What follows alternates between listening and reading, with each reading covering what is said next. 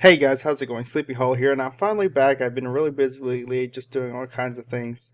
But I'm finally back with another review, and this one is one really interesting. As you can see here, I have a little pistol mesh here.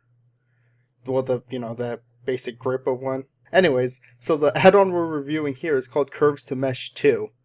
So originally, Curves to Mesh was a really simple add-on where you can put four Bezier curves together, make sure they're all connecting, and it basically make the shape out of all the curves. No matter how complex you had them, it generated a cool looking mesh, which you can define how many rows, and basically that's pretty much the sum of it. It was really simple. You can make some pretty cool shapes out of it, but there wasn't much to it. But with this new one that came out for 2.8, I was able to make this, as you can see here. And so, it's pretty simple. There's nothing really to it. I kind of edited it afterwards, but let me show you what it looks like before you get the mesh. So we'll hide this one. Here you go. So as you can see, yeah, these are all just Bezier curves I moved around and placed together. As you can see, they're touching. And a good rule that you have to work with when making, as you can see, is there as F4. So 1, 2, 3, 4, it has to all connect. Up here, 1, 2, 3, 4. And that's, it's pretty simple when it comes to that. So as you can see here, I didn't connect these two because it would just been 1, 2, and then 3. And that didn't work out. And the same with down here, actually. Why? Interesting. I seem to be missing one. I don't know why. You know what? I see what happened. I think I was hiding. I think actually when I hit the mesh, yeah, I was hiding that one, so I accidentally put 2 there. My bad. So yeah, anyway, so now if we preview it, you can see it works out pretty fine. It's all quads, which is a really nice thing about this, is the fact that it generates all quads. So for the most part, your topology will come out fine. But as you can see here, it's kind of a little funky just because these 4 up here, these 3 up here kind of connect in a weird angle. But you can see it all connects pretty well. And then up down here we have some things so you can mirror it in the X, mirror it in the Y, mirror it in the Z. You can do whatever you need to do. So we'll just mirror it in the X, and then we just create the mesh. And there we go. So how we saw mine, what I did is I simply just filled that in, did the same down here. But we can go ahead and just delete this because we have mine right here. So I just simply edited it a little bit after, copy this one, moved it off. Again, like I said, I filled it out, and I actually added afterwards a subdivision to make it a little, smoother. But yeah, I mean, that's pretty much all there is to it. Bezier curves kind of makes it like, it's non-destructive because you can always just edit the curves how you want them. Then you create the mesh. If you're not happy with the part, you go back, edit the curves again, and recreate it.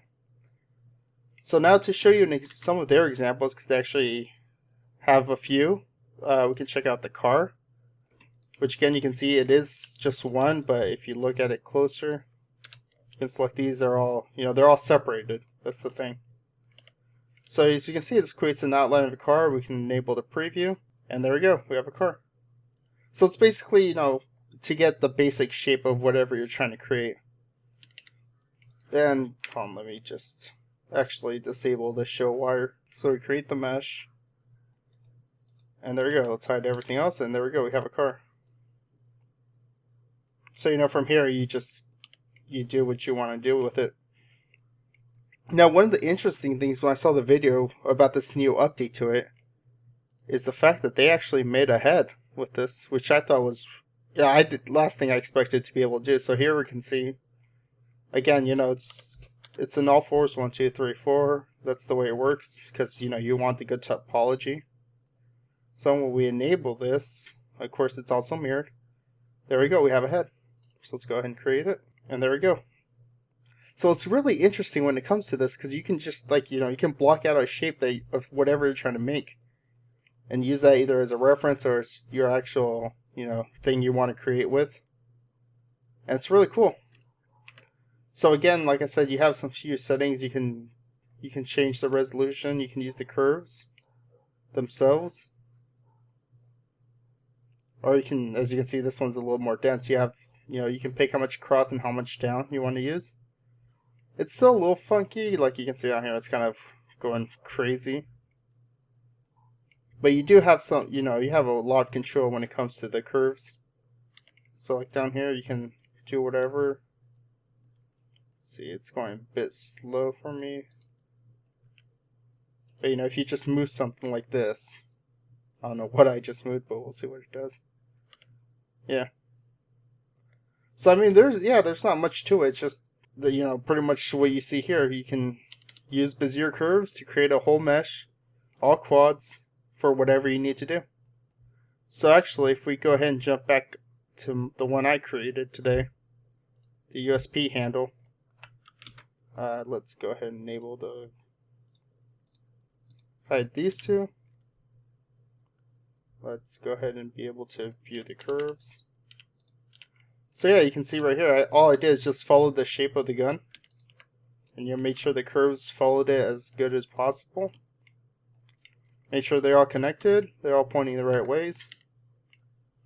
And that's pretty much all there was to it, Again, I'm still messing with it, I'm still trying to figure things out, but I mean overall, I think overall, it's a pretty nice shape. You can see you have, let me actually disable the subsurface. So this is without subsurface. So you can see, yeah, it's it's pretty decent. So like I said, whether it's to block it out or to actually use it, it's pretty useful. I think I really recommend this if you want to try to use it. It is, however, I will note it is $35 though. So it isn't. I guess that's pretty. I guess it's pretty average when it comes to an add-on. But I think if you want to quickly just create something, just use curves, get it out there, block something out. I think this is pretty useful. So anyways, that about does it. Pretty simple, pretty straightforward. Thank you guys very much for watching, and I'll see you in the next one. Peace.